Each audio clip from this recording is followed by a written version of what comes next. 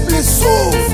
C'est le moment de stopper l'hémorragie de la souffrance du peuple congolais.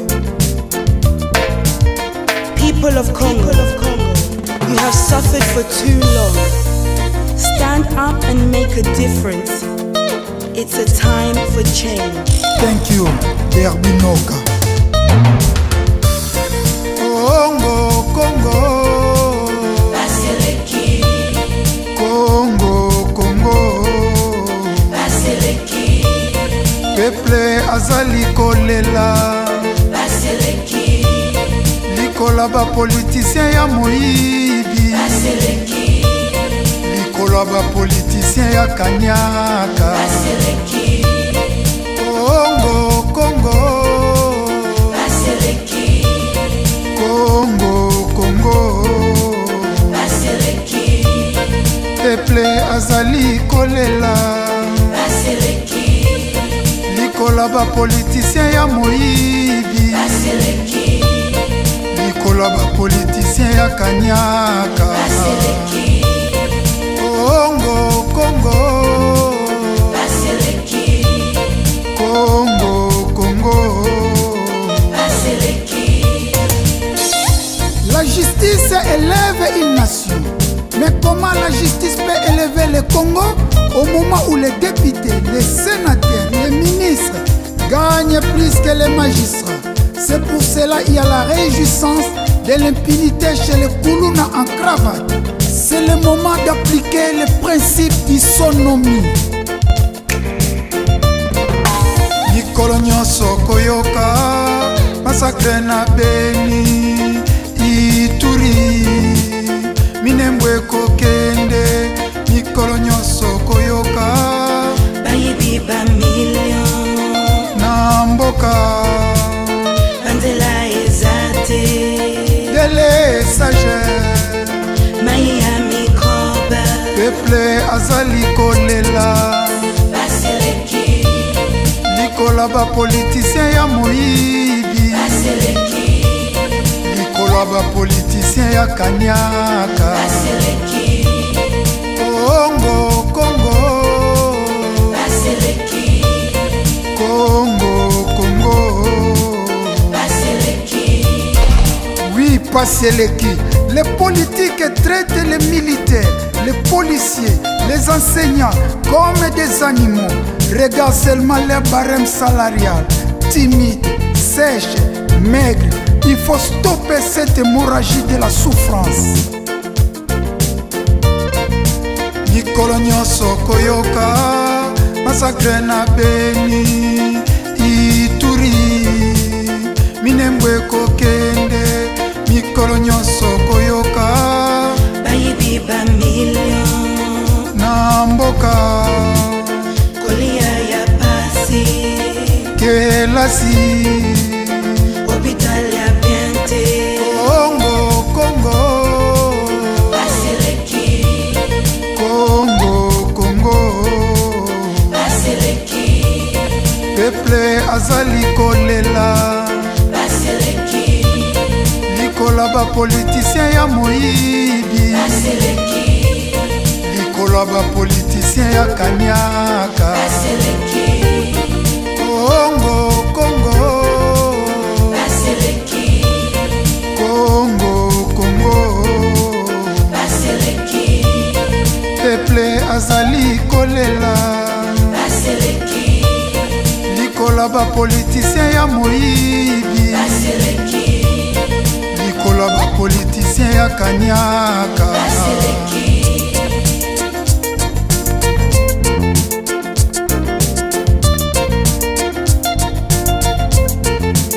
Baseleki. Peuple congolais, listen, écoutez, yoka, nazobimisa biloko sikoyo. Tout Congolais a le devoir de combattre et de mettre fin aux politiciens toxiques, immoraux, inconscients, sans idéal. Abat le népotisme, le régionalisme, le tribalisme. Le peuple gagne toujours.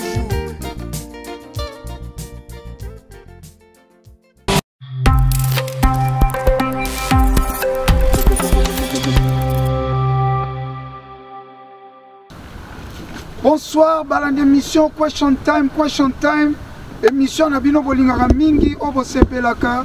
Émission Nabino, on a le peuple d'abord, le peuple gagne toujours, le peuple souverain. Les émissions spéciales, tu as mis président, il y a diaspora en exil, et puis président, il y a Congo Sapot, na Congo ya Okito Tongomo. Okito Tongomo, a la paix candidat en 2023. Les autres Royokaye, Torolobela moi, situation, il y a Mboka Nabiso, Oeza Koleka, Namboka Nabiso, Torolobela mo lelo, na émission lelo, bon, ça a toujours branché, Tobaki Toroye la bino, émission Moko ya Kitoko, émission Oyo développer Mboka Nabiso, Toroyambela bino même premier ministre ya Mboka Oyo. Parce que en Mboka Oyo, tous on a droit de na premier ministre, tous on a droit de na président du parlement Mboka Oyo, jamais au Kozobakal, Toroyambela bino ba député Mboka Oyo, o balandaka makambo etali Afrique surtout, Toroyambela bino le spécial, tous on a président Okito. Avant tout maintenant président Okito, tout on a une publicité, il y a Next Gen Competition, publicité. Balobi next gen de makambu, next gen de suka. Balobi next gen de makambu, next gen de suka. Alo bakangu next gen de makambu, next gen de suka. Bote na bino, na konosi bino début ya casting ya Next Gen Competition. Balobi next gen de makambu, next gen de suka. Tango na kolaki mama nanga lakisaki ngai ba mapango papa atikelanga. Kumisa munene na yo koloe. C'est Nyara, toi qui connais mon âme. Je ne suis plus l'esclave de la paix. Dimanche à partir de 20h Kakana, Space Spirituel Télévision, chaîne Isaka Moko. Beaucoup l'andabiso pe na chaîne YouTube Nabiso Next Gen Competition. Pour plus d'infos, tapez le www.nextgencompetition.net. Nancy Bolandi publicité Next Gen Competition, et ça chaque samedi, na dimanche, na 20h. Président Okito a organisé marche moko ya munene, marche wana ba organisaki pour na kokata contrat ya Rwanda. Rwanda a sponsorisé équipe Arsenal, yango marche wana esalamaki ya munene ba Congolais ba yaki ebele pour na ko manifester kokata contrat wana oyo ezali Arsenal na Paris Saint-Germain baza kolata na ba Varese na bango ba komi Visit Rwanda. Rwanda zo pesa ba million na ba équipe wana. Rwanda za ba million na ezoko utepa na biso. Président Oto Yambi lelo président Okito organizaki marche pour ba kata Rwanda kata contrat na pe équipe Arsenal alobi ke bakota la situation ngo pe bakokata contrat na soki bakati te tokolemba te côté le mela Arsenal na kati ya mboka Angleterre. Tolanda président Okito message oyo apesaki na marche wana elongo na bandeko mosusu tolanda. Merci beaucoup. Sangoma.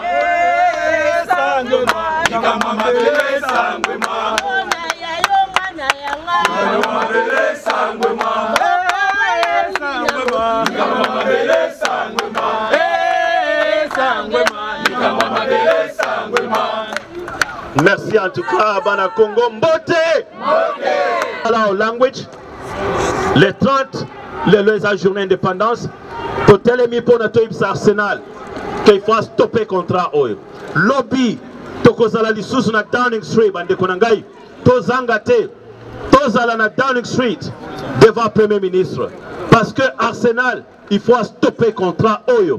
Et puis, le gouvernement britannique, il faut y avoir des Congolais tous à déterminer. Rwanda a bandit que ça va tout mikolebele, que soit mboka na biso pour les touristes, que ça la promote valeur et discrimination. Pe les lobbies sont Congolais, to lobby we had enough. Ba Congolais ba koufi, bazali mieux, et puis ce sont les gens comme tout le monde. Merci beaucoup. Nancy Bolandi président Okito Bolandi message.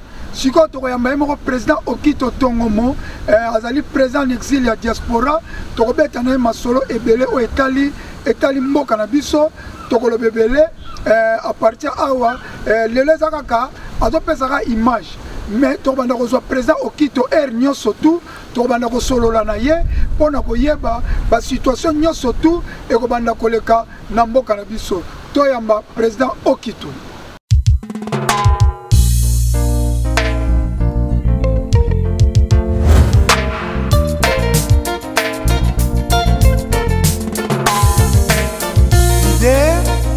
Michonoka, aspect spirituel.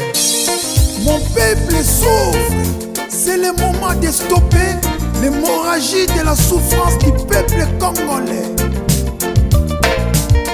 People of Congo.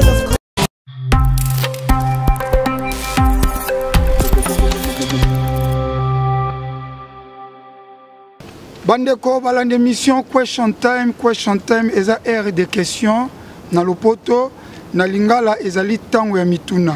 Question time eza émission na bino tolobaka le peuple gagne toujours, le peuple souverain. Eza émission elobaka ba vérité pona mboka pe ko fungola bana mboka misu pe na souci mboka na biso un jour ezala développer et comme appelle ko la ba mikili mususu tomonaka. Lelo penza boka moi na yambi penza mutu munene ya diaspora tant na bi mutu munene diaspora mu mabaye biezaka Londres te partout en Europe et na ba États-Unis d'Amérique na lombango mingi kombo na ye biso to benga ke président parce que azali président ya diaspora et puis aza président ya organisme na ye kombo nango Congolese Support oya ko expliquer biso pe lelo a na lombango mingi mbote président mbote mingi Michonoka na sepeli kozwa kokutana na poko. Merci mingi na kosana koloba kombo na ye président Okito ndeto yambiye ayebani partout. Président boni santé. Santé za kitoro mingi en tout cas Michonoka. Na sepeli vraiment santé za bien nzamba zo lokumu. Merci mingi santé à président zo komona na bien ngai pe na sepeli kozala no lelo na plateau lelo pona makambo etali mboka na biso. Mais liboso na ngina décrire président Okito Tongomo na lingi quand même président Okito Tongomo azali nani auta wapi président Okito Tongomo azali marié est-ce que azali na bana un peu na famille tout ça na ngi ba kinois pe ba congolais nyo bazolanda ba yeba penza mutu o ba yebi yo te ba découvrir yo à travers question time président Okito azali nani azali marié au juste à sala kanini moi brief description. Merci mingi en tout cas na sepeli mingi na poko lelo d'abord pour na kobanda lelo ezali deuxième jour après indépendance 62e année indépendance na biso na repesa bana Congo nyonso bonne fête indépendance na ebiete tozali ko célébrer victoire eza ba signe ya temps lelo na zane sengo mingi ya komona ndeko na biso ongana yebiye vraiment très bien Michonoka azali mosali na nzambe ya makasi na ebiete loyembo na ye atuni bana balinga banzembo ne makasi azali mosali na nzambe oyo asalaka mosala ya nzambe makasi et puis lelo ami pesi pe na makambo ya mboka en tout cas nécessaire félicitations de konangai. Merci président. Nazali kozongela na mutuna na yo komona ngai Okito Tongomo nazali bongo président ya gouvernement ya biso ba congolais en exil et puis nazali lisusu président ya Congolese Support Group ndenge ndeko na biso Michwa Lobi. Pour na lumbangu na vie privée nazali marié papa ya banebele nazali na fandi na Londres moi mikolebele na professionnel nangai nazali professeur awa na zotangisa nazalaki professeur na Westminster University siko nazali na Sixth Form College na Christ the King donc nazali molakisi na vie privée c'est un peu ça. Et puis j'aime beaucoup mon pays, je sers toujours mon pays tous les jours et c'est une fierté parce que les autres ont un cadre mon corps qui toro tout le na c'est à bureau donc c'est vraiment important avoir tous autres là et balai c'est mon pépé qui toro na kanisa sepeli na si de panangai na sepeli ko ya le pano na ngai na lobaki président bureau penza na fleuve po toyebi na Congo bureau na fleuve ezaka mingi ya président de la République bureau na fleuve ezaka mingi ya ambassadeur po soki na mboka na biso Congo ambassade nyonso ezo côté à fleuve na présidence côté à fleuve hôtel makasi mais yo pe na kamwe bureau na yo na on habite fleuve océan eza fleuve na se na biso d'océan soko kiti muka océan pe comme na Paris na France Paris to côté France donc côté mbala mo Calais awa kana soko keiti au côté océan ti Calais na oko bateau pe kenda omona ba bateau ezo kende wana mususu ezo kende na ville donc tozali donc na kati ya ville bateau eza kotambola ezo sa transport ou comment oui mususu eza ba bus mususu ezali belo omona ba bus ezo leka ya bateau donc biso awa toza vraiment bien c'est un cadre donc président na koti mbala mo pona kota aka na oyo loba donc na mboka na biso pe côté à fleuve bakoi kosala pe transport ya bateau ezwi batu bana gare centrale ti aéroport na biso ti maluku ti aéroport ezongi na biso ti na ligne ya fleuve mobimba wana ti ye na biso ti na monga fula ngana ebia to bando sakana to zaba na mike to zokende ti na fleuve na Kinsuka ti ye ti na monga fula kuna batu fleuve wana ezali navigable mais siko toza na bambouteillage tokokota mena lokwaka to bandi toza na bambouteillage trop na kini mais pona ko décamper bambouteillage pourquoi bako créer te ke ndenge po lobby ya transport ya mai pesa malamu kitoko makasi to concentrer ka na transport ya routier te na ko ibisa yo ndeko na ngai Micho ezali sengo mingi to se retrouver na diaspora to vivre net na bamboko yo webi ndenge to fandi awa na se ya mai toza na nzela lisusu tinele eza na se ya mai na ya bato ya makolo omoni bato bakita boye bakiti na se ya mai na makolo mituka ezobima na ngambu kuna na tinele bato azokatisa mai oyo pake na ngambu kuna na se ya makolo azokatisa mai oyo na makolo na se ya makolo ezali na se donc odindi na mai awa nzela ezali ya makolo ti na ngambu et puis oza pe na pont bapont eza soki 4 après ozali pe pont ekabolaka po bato eleka donc tout est bien organisé mai ezali na mabele moko kitoko na se ya mai boko tia balabala ya kitoko vraiment na mituka ezoleka na ba ville kitoko président tokokoma parce que obandide ya kopesa ngana no elengi kaka ni bandeli mais président omoni couche ya mai oui esika mai efandi après 50 mètres ya couche ya mai ezali na plaque moko kitoko boko kotonga ville ya munene kuna Angleterre soko ke même na Oxford omona ba ville na bango ebele eza na se ya mabele na se ya mai ba ville kitoko ba centre marché kitoko eza na se ya mai donc ndenge basala kaka Eurotunnel pesa na se ya mai omoni Eurotunnel ezo kata biso na France biso pe toko sa même Brazzaville Kinshasa facilement yango kutu moins cher que le Capon mais toko koma na parce que makambo na zone ngana o so bandi ko loba boye eza neti tozo pesa batu avant goût ya yo mais président na yebi oliso za politicien na mboka oyo oza na parti ya travailliste Labour Party o de kuyo lingeka makambo nyonso na loba okotaki kuna na Labour Party eza parti travailliste eza parti ezali donc ibaza deux partis ebundaka na mboka oyo toza na conservateur na ba travailliste Labour Party donc président yo oza na Labour Party o se retrouvaki kuna ndenge nini la vision eza parti moko eza na vision nga nazo sentir eza na besoin na biso ba congolais surtout na yekola ndenge politique wana etambolaka baza na vision ba socialiste bazali kolobela sur équilibre ya vie humaine bango balingaka donc mutu nyonso a se retrouver et balingi te discrimination balingi te mutu mususu azala likolo na kati na biso a parti wana na tangi na kati na yekoli pe na za membre vraiment ya likolo na kati ya parti wana ya ba travailliste awa na biso na sud nazali moko ya executive committee na participera na ba réunion secrète na privé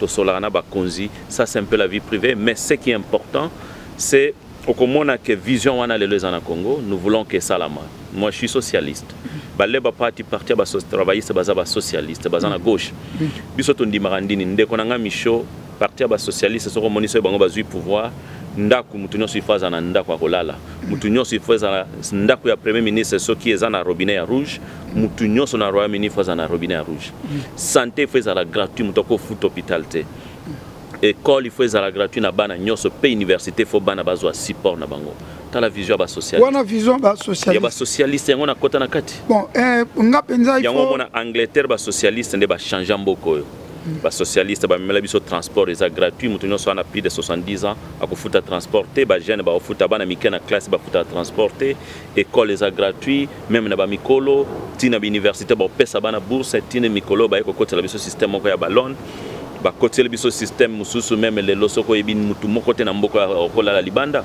et ndako zolala robino za nango ndenge wana nde robine za na ndako ya premier ministre donc Tout c'est ce qu'on appelle les socialistes, l'équilibre social. Président, bref, mais ok, déjà dans un projet de société. Ouais. Bon, président, tous on a un bref, ok, tout on a une publicité.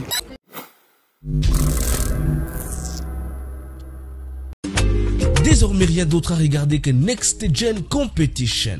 Next Gen de Makambu, Next Gen de Souka. Suivez nos castings les samedis et dimanches à 20h juste sur Aspect Spirituel Télévision à STV, la chaîne incontournable, et sur notre chaîne YouTube Next Gen Competition. Surtout, n'oubliez pas de s'abonner, liker et partager nos contenus. Next Gen Competition. Préparons la relève de la musique congolaise de demain.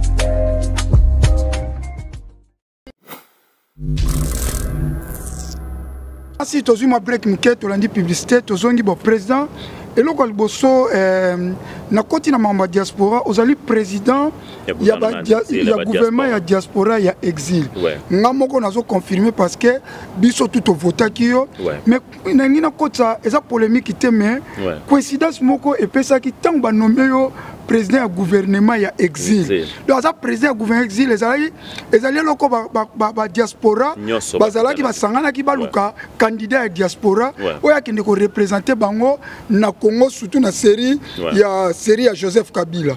Mais c'est ça qui est voté, tout le monde peut voter Maman Justine Kassavoubou. Donc, comme il y a deux présidents, Maman Justine Kassavoubou, président qui a diaspora, il exil, il peut voter. Non, on était différents. Hier, Azalaki à pointe dedans, élu président, il y a gouvernement exilté. Parce qu'il y a deux bilots qui sont en coïncidence. Il y a deux bilots qui sont quitté. Gouvernement exil, au moins les alliés système anglais. Ils en Angleterre, au moins que gouvernement exilé, ils appellent shadow government. Donc shadow government exilé, bateau a droit, il y a que tel le régime. À l'époque, au Congo, il y a eu des déséquilibres. Le gouvernement Kabila a tout ce qu'il a voulu. Vous vous rappelez, Bazoua qui mandait à 2016 et à 2019 à l'élection et fabrication. À l'époque, les Congolais n'avaient pas une forte représentation internationale où ils pouvaient transformer l'Ouawana. Yango monaki que on a été consulté, tout ça la shadow government, ils ont été consultés, où ça a été élection salama rapidement. Nous on a signé des accords internationaux et ça a été élection salama en 2019. Au monaki, je peux vous dire que beaucoup de gens vont vous dire ça. On a été reçu par le ministère des Affaires extérieures, par les Américains. On a fait même des voyages partout. Oui, c'est là qui même Foreign Secretary, donc secrétaire d'État américain en matière extérieure à Kendeki na Congo Nikiael. Avant Kendeki na Congo, j'ai eu des entretiens avec elle de plus de 2 heures à Washington pour que l'élection, monsieur le président ancien président Kabila Kanambe a déposé candidature na été en 2019 pour Atika pour prolonger le mandat na Yalkuta. Donc c'est grâce à la diaspora, nous avons même armée, où il y a des bases américaines qui disposaient dans les pays limitrophes. Il y a eu trop de négociations, où il y a que le gouvernement en exil, il fallait signer l'accord. Donc c'était différent. Par contre, par notre sœur, que moi je respecte, Maman Justine, c'est ma sœur, peut-être nous n'avons jamais eu de problème, on est ensemble, on parle bien. Pour ma sœur, elle s'est engagée beaucoup plus pour la communauté. Oui. Mais nous, on s'est engagé à résoudre le problème du pays et la communauté. C'était différent. On avait une grande excitation par rapport à ce qu'elle fait. Nasi Bolandi, Niki Ali, Azali secrétaire. Azalaka secrétaire d'État, il y a matière extérieure, il y a Foreign Secretary. Matière secrétaire d'État à charge des affaires externes. Il y a l'Américain, à l'époque, il y a président. Joseph Kabila, il faut se présenter. Président, il y a gouvernement en exil, président Okito Tongomo. Mais en 2018, il y a postulé. Mais tout cas, moi, il y a postulé en 2018. Et là, on a fait sa candidature parce que, surtout, ils sont à Londres. Parce que nous parlons à Londres. À Londres, les combattants, les organismes, les Londres, les associations, les soutenants qui ont fait sa candidature. Mais là, on est en 2018, on a fait sa candidature. Ce n'était pas que comme on a politique, peut-être ne pas prendre l'engagement, ils ont qui volonté à Banamboka. On a fait beaucoup de conférences avant l'élection. On a découvert que les élections étaient dans un piège belé. D'où si j'avais deux positions, soit on a se positionné dans l'élection, soit on a joué position à la neutralité pour l'élection salam. Donc, ce qui est le candidat, on devrait marquer la position à forcer cette élection salam. Et même quand on négocie avec les Américains, on leur a fait voir que non, nous on n'a pas besoin de devenir président, mais nous voulons la stabilité démocratique. C'était un peu ce qui a fait de notre force au niveau international. Donc c'est, je ça qui m'a bandé une belle explication, on a fait bien avant dans le Bibotala. Au lieu d'aller juste pour se positionner, nous devons d'abord aussi préparer notre peuple. Vous savez, moi je peux vous assurer que vision na biso ya diaspora, surtout au biso tozana Royaume-Uni lelo, na États-Unis, surtout ba pays anglophone, vision na biso ezali ko kumisa Congo et comme anglophone to kota na Commonwealth. Et là quoi liboso priorité ngwana. Et ko renforcer sécurité na biso, to kokuta na ba distraction à pambote que peuple na biso ezali na maboko ya bonangana jusqu'à présent entre les mains d'un petit groupe de rebelles rwandais. Nous devons, au moment qui même marche, tout ça là, il est le 30 juin, pour na koyebisana Arsenal, l'équipe a mené à stopper, qu'on supporte l'équipe Mbokezako, ça la promotion à crime Namboka. Deuxièmement, ce que tu as les générations à Banaba Congolais, Mboka Nabiso, Bajene Baza, Bambitieux, Mongo Saranate. Au coup que dans un pays où il y a la richesse, il y a une génération avec une diversité, il y a une culture, il y a une créativité énorme. Et ça, l'anga passe à Kolela. En Angleterre, au gouvernement zobenga ba jeune mbongo yango boya kozwa boya na ba idée bo kozwa mbongo. Mais talabana ba jeune idée zate, est-ce que lokwa sana mbongo zate. Mais chez nous, on a mutu jeune garçon sana ba idée belé mais où est le gouvernement qui les assiste. Yango na kota ki na système to comme ça Congo comme anglophone, tous ont accès na ba support international pe na ba créativité, ba livre le lezo comme en anglais. Ozo mona ba société nyoso lelo. Donc nous devons donner le valeur na ba génération zoya.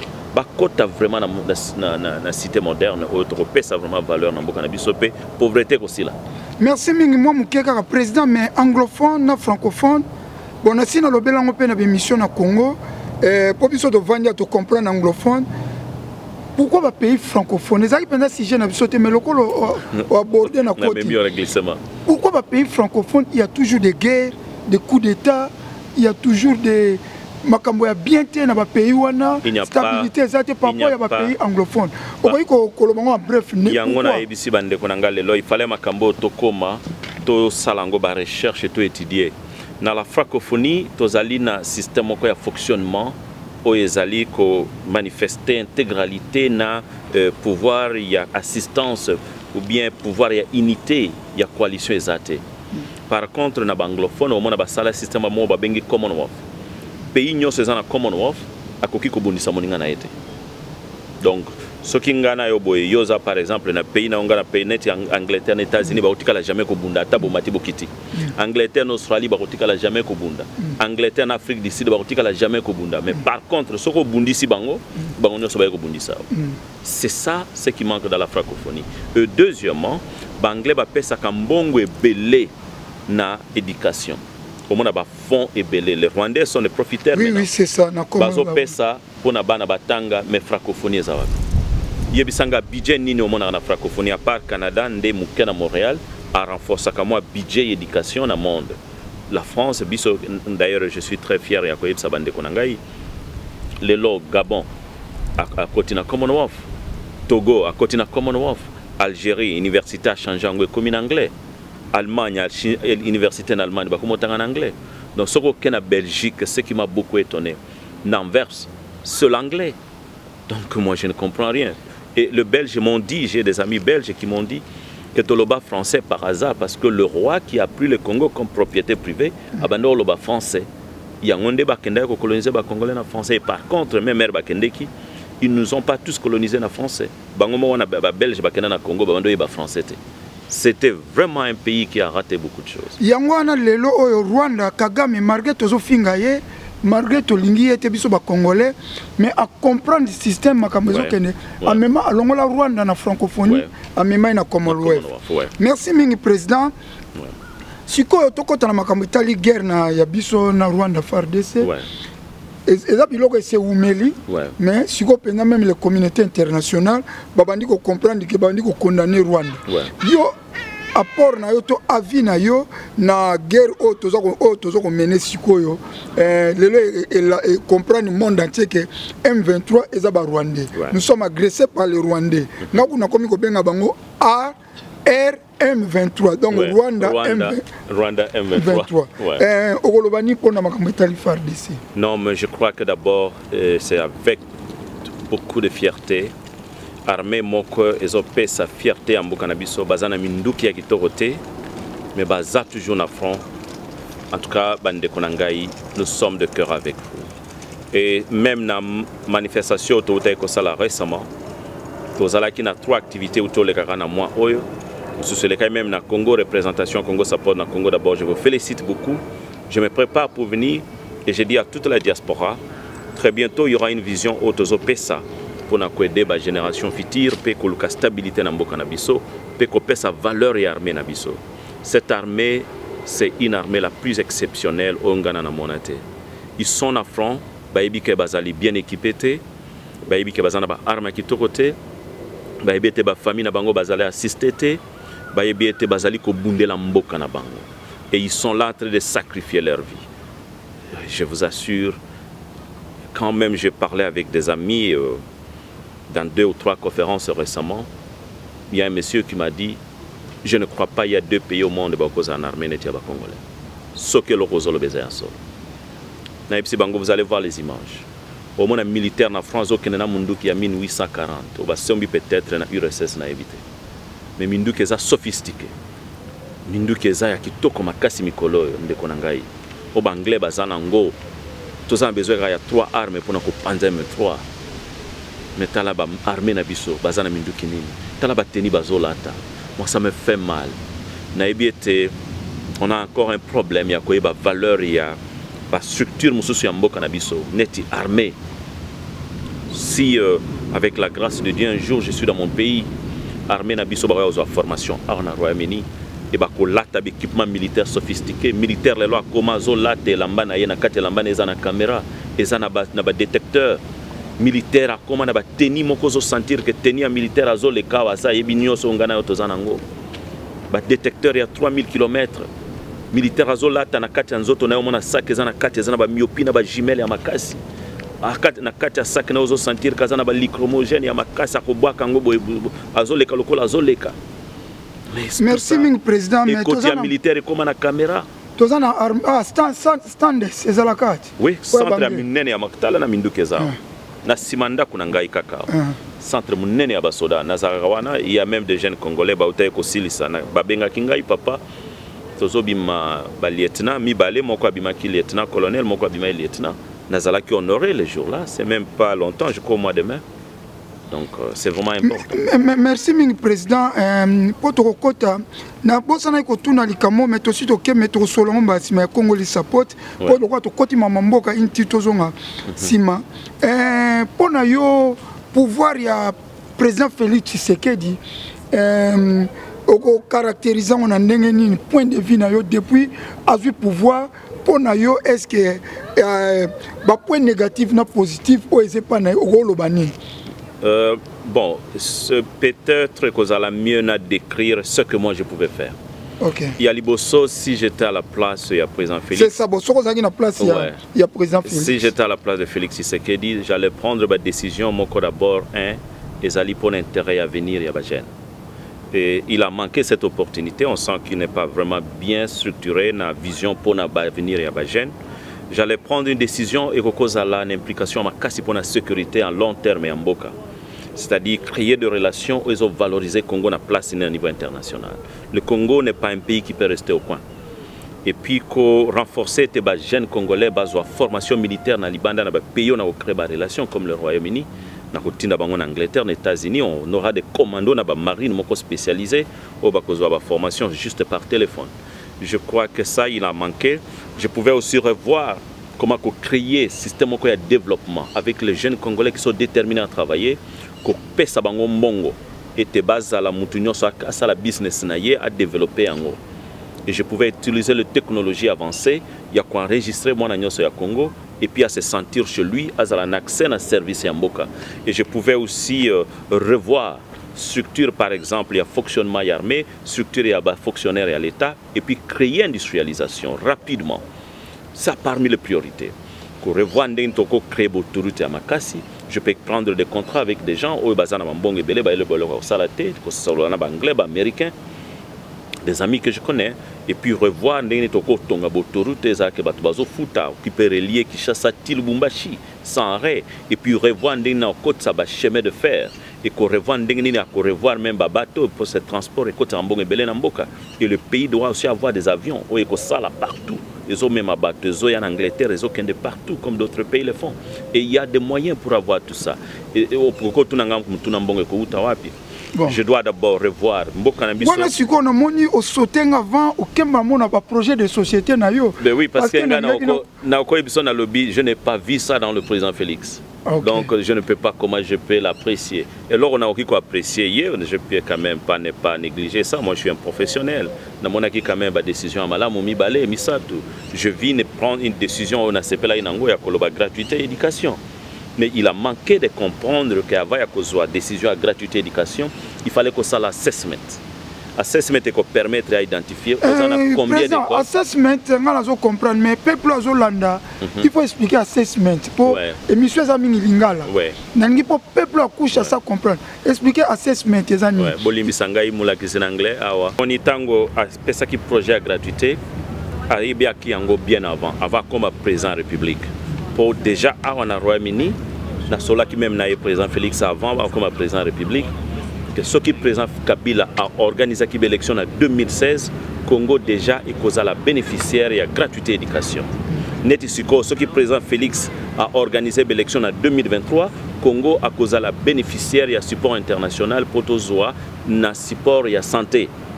Donc il cause la présenter, bako sa peuple était au sein d'un président a la bino santé gratuité, santé pour tous ces alliés projets oyo déjà a voté Mikolo yo. À niveau international parce que Congo va découvrir que Congo a un problème, il y a des maladies belé, malaria, ezoboma, manque d'accès à la santé, Ebola, Doku, et tout ça, le Congo, il faut avoir support international. Donc, Mbongo est allé déjà, mais conditions c'est là, transparence, na démocratie est stable. Donc, ce qui n'a 2023, le président Félix a organisé l'élection, donc on a 2 ou 3 points. Na niveau international, la stabilité, na ba processus de démocratisation et là mbongo koyamba la moko. Donc président Félix élection ce qui a sali en 2023 beaucoup mona que santé kozala batebele ba uzana santé gratuit tout ça makambebele ko changer malaria beaucoup futa lisute condition élection et salama.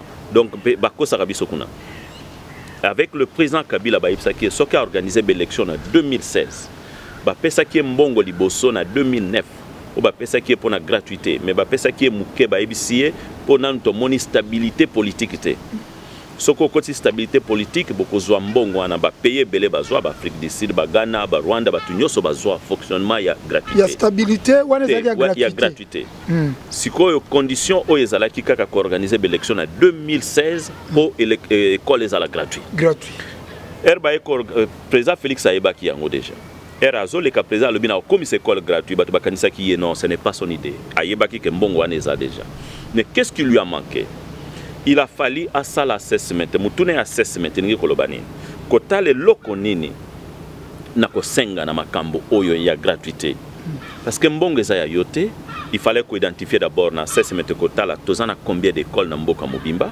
tozana combien de bani faut batanga tozana be école o ezana condition nini na assessment donc koluka koyebe loko nyonso donc ils sont na on terme moko ya yozo na terme étude de faisabilité ou faisabilité peut-être assessment bon c'est ça faisabilité peut-être ils ont moins similaire faisabilité ils ont moins plus na anglais to lo bakandenge à mettre en application mais assessment ils ont identifier avant de mettre en application OK c'est ça siko tango zo kende nango pour identifier tozana combien d'écoles mboka mobimba to na bana combien il faut batanga. Est-ce que bana ba cause à la 25 na classe il faut tout multiplier l'école eza nango ekoki combien de professeurs bazali via professeur ko banda na salaire nini et tout ça bo sali montant nde boye ko présenter yango na biso le romoko OK nazala ki na bureau na ngai na fandi na 2000 je crois c'était en 2020 au mois de février demande au gouvernement ya Congo avec le président Félix à senga ki po na ba pesa gratuité école et zalaki na $2 500 000 et rien na bureau nanga na tia maboko na mutu na bi qu'est-ce qui se passe et au même moment Argentine a 55 milliards de dollars Congo a 2 milliards point 5 Argentine a 55 quand même Congo a 2 millions 2 milliards 2 milliards. 2,5 milliards. Il y a Mouké Kaka, 2 milliards. 2 millions. Non, 2 milliards de dollars. 2 milliards. Et pour l'Argentine, c'est combien? 55 milliards. Ah oui, oui. Donc Argentine, pour la gratuité, à 55 milliards. Mais Azana, 70 millions d'habitants. Président, le président a expliqué à la matière. Tina yambi boena si bomo lelo na zana kosi. Merci. Parce que na yambi mutu munene. Azana matière asola kana ba premier ministre mboka oyo. Asola kana ba tutu ya monde ya mboka oyo. Donc tia za ko expliquer eza ba chiffre ou ba chiffre ba matière fabriquée. Eza ba matière comme la na rapport na dossier. Continue président. Président Congo a 2,5 milliards de dollars. Argentine a 55 milliards de dollars. Kaka pour la gratuité. Parce qu'il y a qu'en Angleterre. Angleterre, il fallait évaluer. Avant de benga délégation à Congo, il y a Glasgow. Il y a Mukolo Bayaki. Donc, il y a un mois de mai. Avant de faire un mois de mai, il y a un qui est fort. Est-ce que Congo a été gratuité? Parce que c'est impossible. Aux autres temps gratuité à Nini, on est même na Kinshasa 2,5 milliards. C'est rien pour la même école à Kinshasa. Mais président, et là on dit le sali que yoka sonye sala 2 milliards. Koye bate ko sala cesse mete sala makite. Ba identifier kite, ba zongi seli bango ba lobi boluka ba expert. Ba zongi seli bango boluka ba expert ba aider binombongo bo sengi to lingi bo étudier yango lisusu. Omoni ba yibisa bango langage diplomatique ba lobate keza muke. Mais ba yibisi bango bo étudier yango lisusu. Bazongisi yango bakeko ya lisu na 3,4 milliards. Je dis mais ces gens ne comprennent pas. Ba itala ta bamboka mususu ba senga combien? Et Rwanda zo senga 13 milliards. Moi je comprends. Ils ont à peine 10 millions d'habitants. Même pas capitale et abisso, mais batu yakishasa ba kokani na été. Donc je comprends que le président Félix avait vraiment un problème, il avait bonne idée. Il a compris, il a profité yango na osenga. Message oyo vraiment botika ko décevoir peuple na biso na moni bokoma ina problème l'église catholique na makambo gratuité ko finga ba sango c'est du barbarisme ça. Et par contre les alliés compétences ya bakonzi ce qui va présenter qui projet wana ndenge sengeli ndeko na ngai na ko yebisa yo bana balinga batanga na ba conditions ya malamu ordinateur na classe balinga ba pesa ba projet ya malamu électricité kota na ba école il fallait prévoir tout cela aux hommes ko tonga pe école asik. Mais oui, qu'est-ce que talana peso exemple Macky Sall azwini Macky Sall pesa kiango alobi non ndenge za wana bamboka na bango moya baza na kureza te me bana moyi asengi na gratuité batiela e acha ba panneau solaire lelo soko tali na Sénégal na bekole ezana ba village panneau solaire ezali mais mbongo wana ya gratuité Nasir balande mission ko chanter pour comprendre makambo gratuité moyen ko tapena na kati ezate bo président Okito tant président Félix azwa ki pouvoir babanda ki makambo lutte contre la corruption ba panneau partout. Mais et simbité en tout cas ngam nazoloba et simbité parce que bateau tout ba yibi mbongo parce que tu as même ba 50 milliards 100 milliards ceux qui ndeki na Congo balinga ki ba yibango to moni na santé ministre santé oyo bazaki tanga kabila même ba continuité président Félix ba yibi mbongo éducation ba yibi mbongo to moni IGF azolandela na finance ministre finance oyo bazaki na coalition na bango ya FCC cash ba yibi mbongo ministre yibi mbongo détournement eza partout même jusqu'à aujourd'hui mais jusqu'à présent projet à 100 jours le chef de l'état bakangaki wana to commander za comme maintenant parler pour le moment Moyibi ils ont continué mais tous qui sur na président Félix que bami biwana bazo kangamate okolobani ni place wana nakanisi na osenga bana na bande konanga nyoso na diaspora solution na makambo mboka na biso je ne vois pas ça avec notre président de la République au moni à un niveau de la vie il faut que quand on a un système moko ba bengi yango la haute politique il faut prendre des décisions difficiles pour nous protéger un peu. Il faut prendre des décisions difficiles parce que Mutusoka za muyibi ou bien zo sakana na mboka mutu ana koza la pardonner tende konanga ingana zawa na Royaume-Uni na ebisika na mona mutaza na corruption te na ebisio na koma koyoka na pasi na yobite ndenge nini corruption za coexister na mboka na biso parce qu'on laisse tout les gens sont en train de s'amuser avec le pays. Et par contre, le monde de l'eau est comme une globalisation. Le pays est comme Bunda et Congo na niveau tozali. Kokozala parmi les pays les plus pauvretés avec les enfants qui vivent de la malnutrition. On est humilié. On est humilié à cause de la mauvaise gérance, à cause de compétences à leader, à cause il y a aussi il y a manque, il y a enforcement of law. C'est-à-dire qu'il y a loi en place. Le Congolais est victime de cela. Donc il nous faut accepter. Il y a une décision, il y a accepter mutu oyako, il y a une décision à malam pour l'intérêt en boka. Parce que c'est ça, le petit peuple souffre et il n'a pas droit à cette souffrance. Les Congolais ne méritent pas cette souffrance. Et c'est vraiment injuste. Président, on a dit que on a dit que Congolais na Congo. Oh, ils ont volé pour miner les 60%, 80%. Mais on a constat que les Alimingi bakonzi na biso, moyibi tout ce qu'on a dit. Il y a trop de lacunes dans le monde. Miner les 60%, 30%. On a exemple moko. OK. Tozana banque moko na Congo. Ils sont financés par moi c'est le président Kabila. Je crois, j'oublie les noms, si c'est GBF. Banque moko ils na Congo. Ils ont une famille na bango. Rapport même et bimi lobby. Ils ont confirmé combien ils ont eu de 25 milliards de dollars ou 25 millions de dollars. Bazako sakana nango na ko pesa ba tukuna ba sepela ba boka bango ba kemba banzembo soki mama mokonzi soki nani de pareilles bêtises. Mais peuple a souffrir. Na peso eloro mususu ya sonyo peut-être ba congolais belé ba yebakate. Obi histoire ya mboka na biso photo répéter en côté. Papa Mobutu bakenda. Les Rwandais sont venus chez nous, Bakena ba sac ya ba dollar. Ba sac ya ba dollar. En 2003, les Américains ont dévalué le dollar et ils sont venus koya ko senga ba dollar wana kota wana ba banque na Royaume-Uni et aux États-Unis. Ti lelo ba mbongo mususu ba saisi sana ba pesa ya bangote. 20 milliards de dollars. En 7. En cash. En cash 20 milliards de bakuta ngona ba ndaku ya ba Mobutu ba ndaku na banque d'Isaïe. Les Rwandais ont pris cet argent. Ti lelo ba Américains ba pesa bango ndam. 20 milliards de dollars. Et moi, au quitte au président de la République, je vais demander aux Américains, il faut au Rwanda, c'est l'argent qu'ils ont volé dans notre pays. Président, conclure la corruption, kaka. Corruption.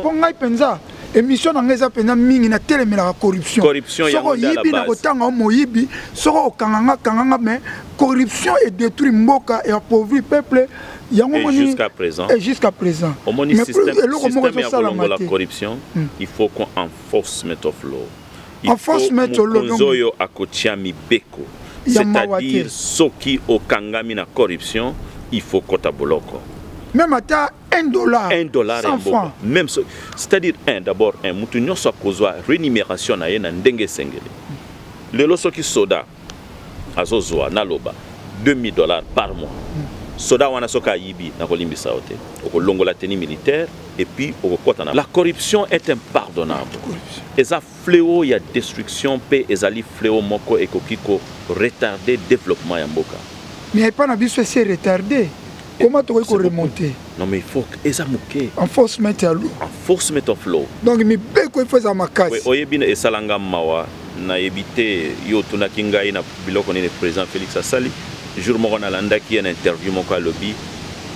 Yé azali préoccupé que ba juge Oyatie ba salam la mouté. Moi je me suis dit mais que ce monsieur ne connaît pas ce qu'il est. C'est lui qui est accountable.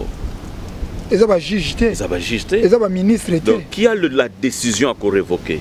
Qui a la décision à nommer? Qui a la décision à senga rémunération? Qui a la décision de faire valoir le pays? Qui on va compter qu'il est en train de bien travailler? Rapport Nine Bakotala. Mais toi, tu dis, je ne sais pas ce que je vais faire. Nazo Bangana, Lembi. Mais c'est quoi? Il fallait qu'il démissionne les jours-là. Tu comme il chité, tu comme il a souka, tu te kana demituna. Car la corruption, procès 100 jours et salami, peuple à Sepeli.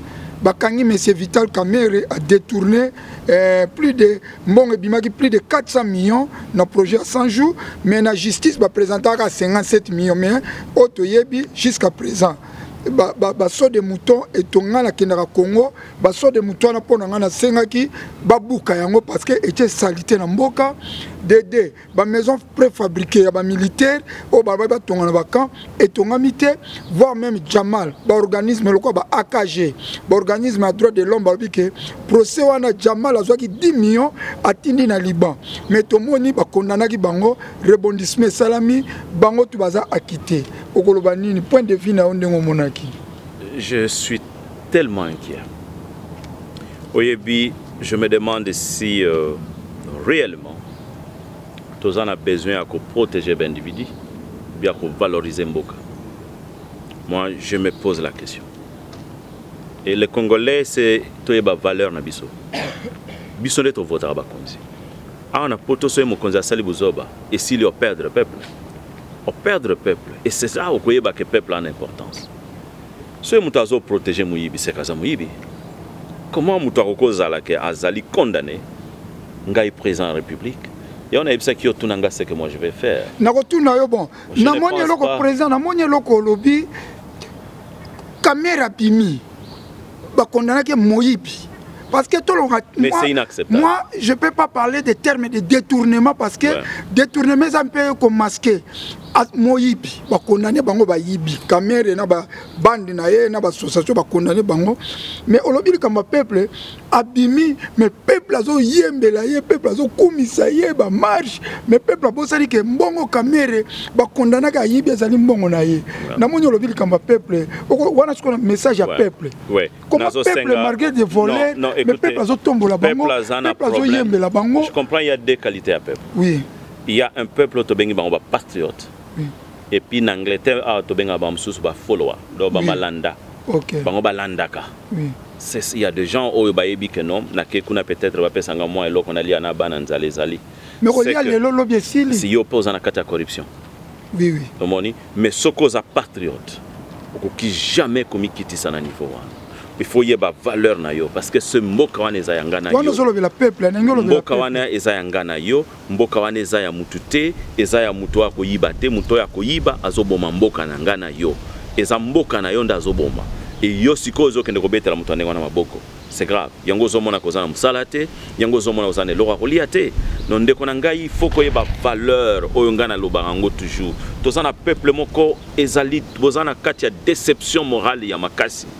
Les politiciens ont décevoir bino ebele na yebiango bazui politique ba commission ngo lié moko ya corruption et comme ya ko pesa mwana mboka moi ji po ya na marche o pesa tricot ndeko na ngai ko lata kabiloko wana te et puis botika lisolo ya lukuta eza biloko mboka na lia te eza biloko na yoko ko liango te na muyibi ngai lelo so mutayibi na ngana ngai polo moyibi olati tricot moyibi o meli biara moyibi c'est que yo posa moyibi bengi ngo na français accélère c'est ça donc so mutayibi sakabino que no ba yibi sakabiso banda kala soki ayena ngo eza biloko mboka na lia yopo komi corrompu yopo komi mulu moyibi yango anande sikoyo tozo boma mboka yango na sengi ndeko na ngai ça va na position patriote.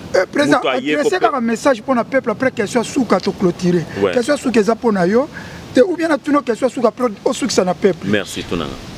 Nayo qui makamango et ça ils ont eu sous balobi aux candidats parce que aux candidats titre émission oyo nayambi candidat 2023. Balobi aux candidats 2023.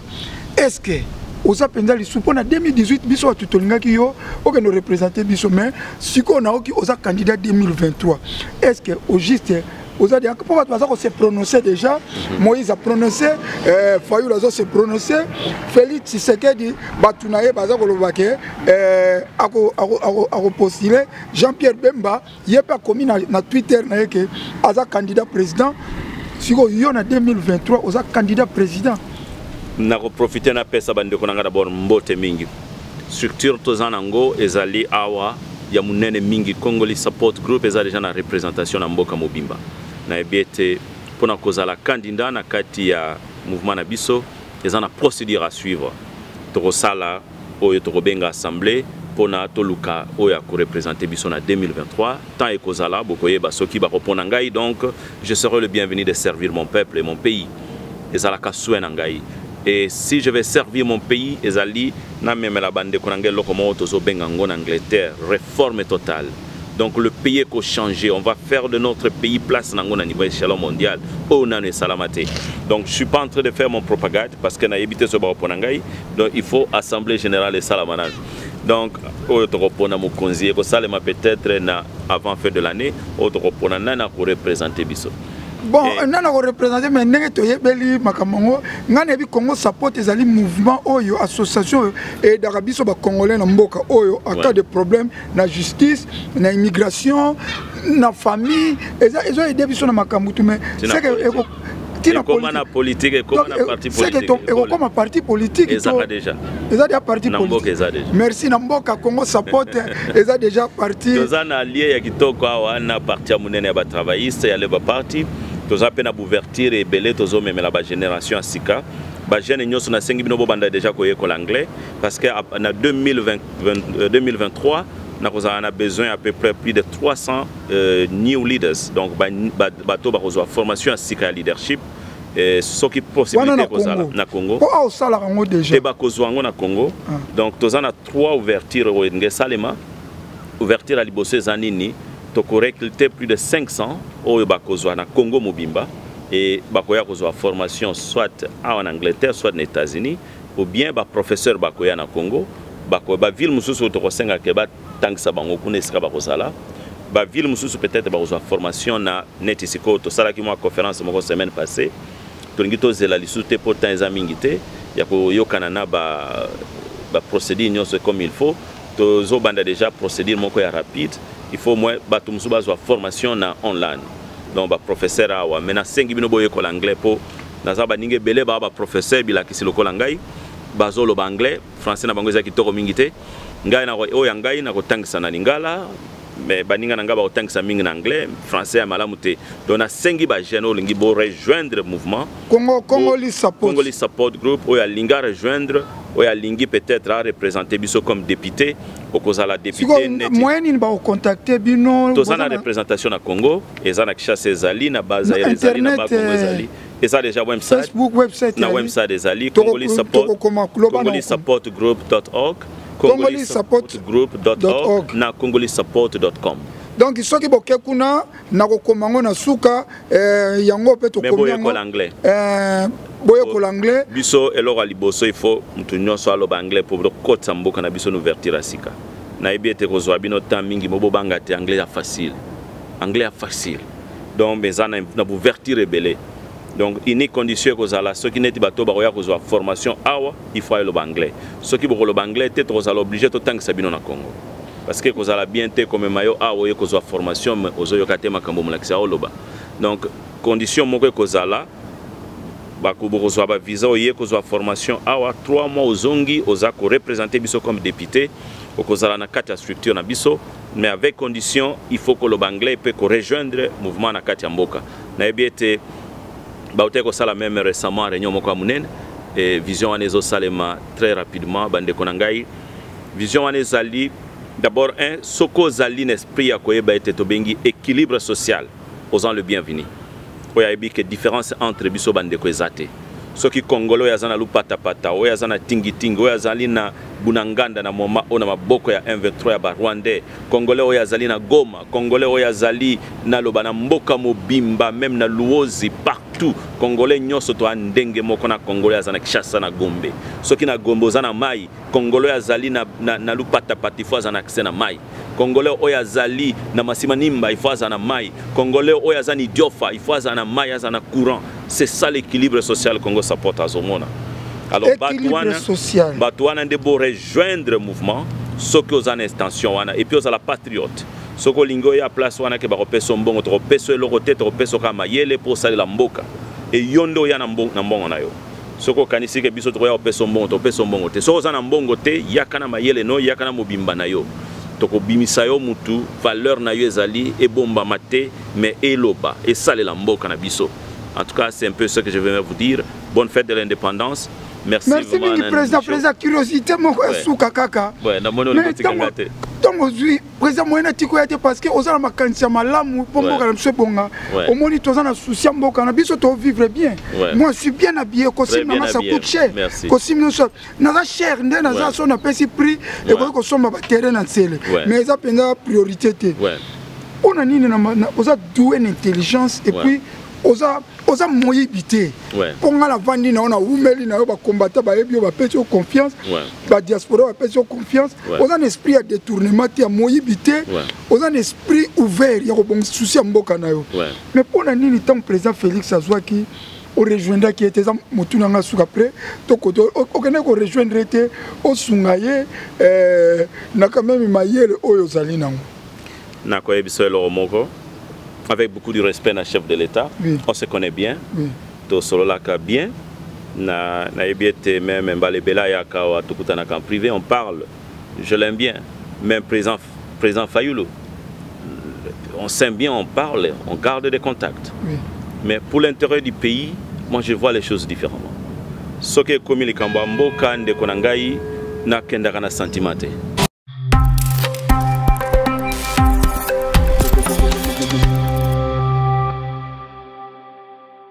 Nasir Bolanda qui présent au Quito, émission na biso komi na suka, loko tokolo bakake tokoyamba sous présent au Quito na ba manifestation belé à cause nango nasi bo sepeli o pesa na posa a contacter biso numéro na biso ezali wana. O palinga kota na groupe na biso ya WhatsApp numéro na biso ezali wana ko benga olingo intervenir na émission na biso e ko za pena malam mingi. Nde tokutani mbala sima na émission na bino question time o elekaka lundi na 19h, mercredi pe vendredi na 19h na As TV. As TV ezali chaîne à télévision za ko émettre na TNT canal 36 fréquence 594. Na soki sera toujours na losambo naza ko prier pour na mboka na biso Congo. Nzambe tata mozali swa likolo na se na tiki bandeko na biso ba congolais nyonso bisika bazwami na maboko na Nzambe ba baza na maladie baza na ba problème à santé. Nzambe, je déclare la guérison au nom de Jésus-Christ. Au nom de Jésus-Christ, na déclaré guérison. Na pas de problème à cancer, ba na problème à rein, ba na problème à foie, ba cancer des seins, ba na problème il y a n'importe quelle maladie. O ezako tungisa bango na déclaré guérison na kombo na Yesu. Na tiki pe ba soda na biso FARDC bisika bazali kuna baza ko bunda pona ko battre le kolo na tiki bango pe na maboko na Nzambe na tiki peuple ya Congo Brazzaville Congo Kinshasa na maboko na yo Nzambe tika ete ozwa contrôle ya mboka na biso na kombo na Yesu Christ nde tolobi amen.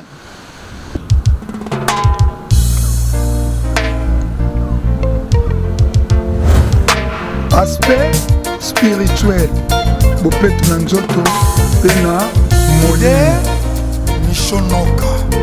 Aspect spirituel. Mon peuple souffre. C'est le moment de stopper l'hémorragie de la souffrance du peuple congolais. People of Congo, you have suffered for too long.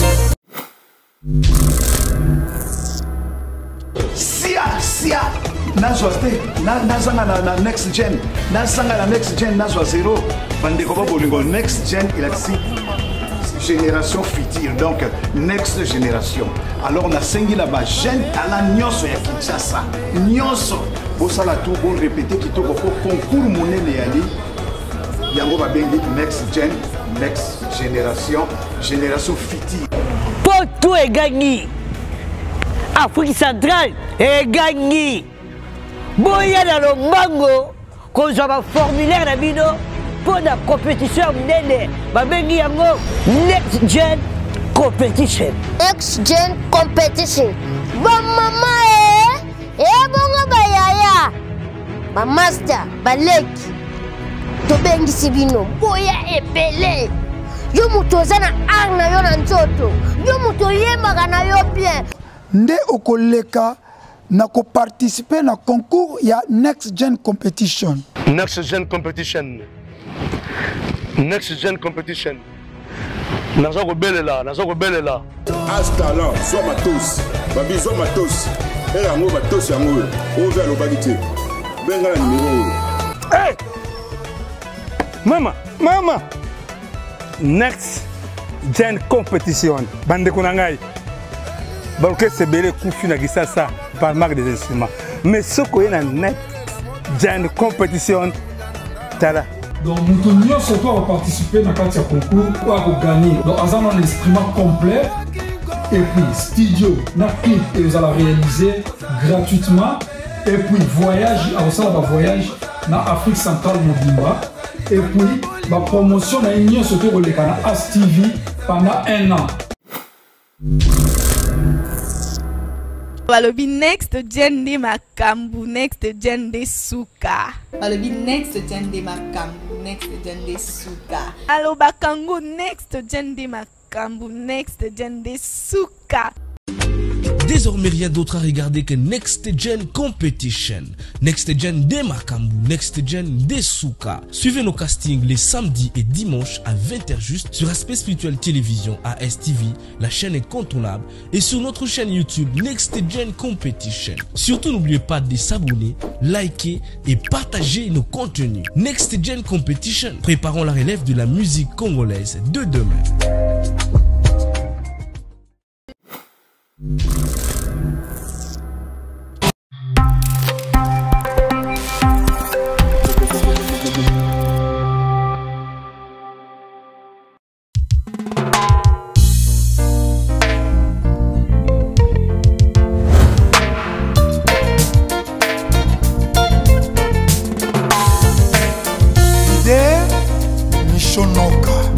Aspect spirituel. Mon peuple souffre. C'est le moment de stopper l'hémorragie de la souffrance du peuple congolais.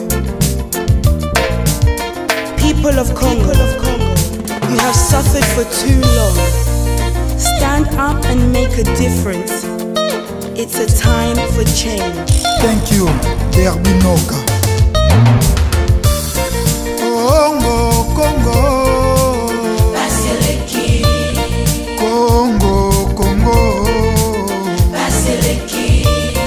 Peuple azali kolela likola ba politicien ya moyibi likola ba politicien ya kanyaka Congo, Congo Congo, Congo Peuple azali kolela likola ba politicien ya moyibi likola ba politicien ya kanyaka Congo, Congo Congo, Congo La justice élève une nation. Mais comment la justice peut élever le Congo au moment où les députés, les sénateurs, les ministres gagnent plus que les magistrats? C'est pour cela qu'il y a la réjouissance de l'impunité chez les Koulouna en cravate. C'est le moment d'appliquer le principe d'isonomie. Mikolo nyonso koyoka massacre na Beni Ituri Minembwe kokende mikolo nyonso koyoka bayibi ba million na mboka Mandela ezate dele sage Miami koba peuple azali kolela baseleki likola ba politicien ya moyibi baseleki likola ba politicien ya kanyaka baseleki Congo, Congo baseleki Congo, Congo baseleki Oui, Paseleki. Les politiques traitent les militaires, les policiers, les enseignants comme des animaux. Regarde seulement les barèmes salariales, timides, sèches, maigres. Il faut stopper cette hémorragie de la souffrance. Mikolo nyonso koyoka massacre na Beni Ituri Minembwe kokende mikolo nyonso koyoka bayibi ba million na mboka kolia ya pasi kelasi hôpital ya biente Congo, Congo baseleki Congo, Congo baseleki peuple azali kolela baseleki likola ba politicien ya moyibi baseleki likola ba politicien ya kanyaka baseleki Congo, Congo baseleki Congo, Congo baseleki peuple azali kolela baseleki likola bapolitisien ya moyibi baseleki likola bapolitisien ya kanyaka baseleki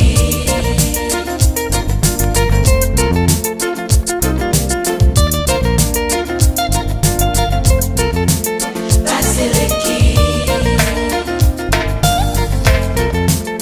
peuple congolais listen écoutez yoka nazobimisa biloko sikoyo. Tout Congolais a le devoir de combattre et de mettre fin aux politiciens toxiques, immoraux, inconscients, sans idéal. À bas le népotisme, le régionalisme, le tribalisme. Le peuple gagne.